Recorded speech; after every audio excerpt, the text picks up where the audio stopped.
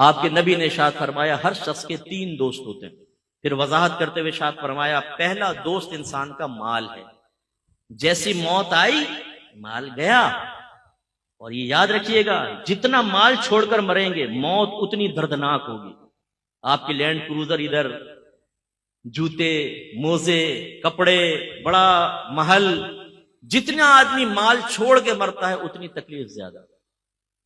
آپ کے پاس 40,000 کا موبائل ہے، وہ سنیچ کر کے لے جائے تو دکھ ہوگا نا، لیکن 1 لاکھ کا ہو تو، اور اگر 5 لاکھ کا بریف کیس چھین کر بھاگ جائے تو، اور اگر آپ کی دکان میں 2 کروڑ کی ڈکیتی کر کے چلے جائیں تو، جتنا زیادہ مال چھنتا ہے اتنی اذیت اور تکلیف زیادہ ہوتی ہے، جو ابھی ہمیں نہیں پتہ چل رہی ہے موت کے وقت ہوگی.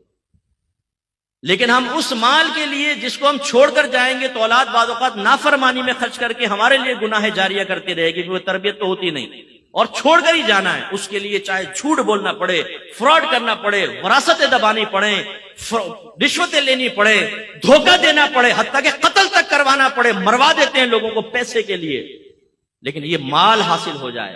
جیسی موت کا جھٹکا آئے گا گئے. حضرت سیٹھ جی کو فکر تھی 1-1 کے 10-10 کیجئے، موت آ پہنچی کہ صاحب جان واپس کیجئے.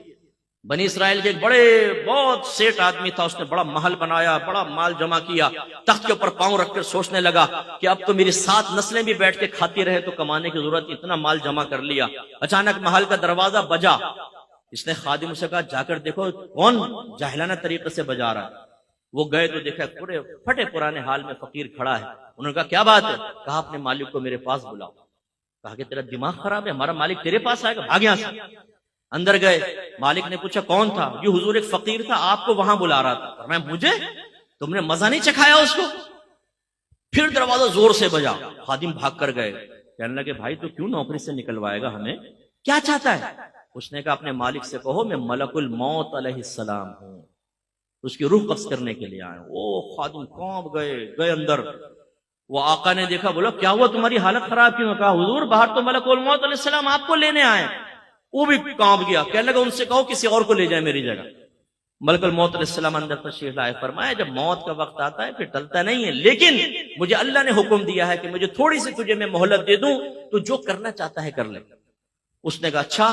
سارا مال جمع کیا اور کہا اے مال تجھ پہ خدا کی لعنت ہو جائے، تو نے مجھے غافل رکھا اور تیری مشغولیت میں اپنے اللہ کو راضی نہ کر سکا، تجھ پہ لعنت ہو جائے. اس مال کو اللہ نے بولنے کی طاقت عطا فرمائی. اس مال نے کہا لعنت مجھے نہ کر، اپنے آپ کو لعنت کر. اگر تو مجھے اچھے انداز سے کما کر اللہ کی رضا میں خرچ کرتا میں تیرے کام آتا. تو نے غلط طریقے سے خرچ کیا اور جمع کیا، تیرا نقصان ہے. میری وجہ سے تو نے عزتیں پائیں. تو اس وقت بادشاہوں کے دربار میں چلا جاتا تھا جب دینداروں کو وہاں سے ہٹا دیا جاتا تھا. اس مال سے تو نے عیش کیا ہے، اپنے آپ کو ملامت کر. اور پھر حدیث روایت میں آتا ہے کہ ملک الموت علیہ السلام نے اس کی روح قبض کی اور وہ پہاڑوں کے برابر اپنی دولت کو دیکھتا ہوا مر گیا. بے فکر رہیں، یہ عنقریب اعلان ہوگا. مفتی اکمل صاحب کا انتقال ہو گیا، فلاں کا انتقال سنتے ہیں نا ہم.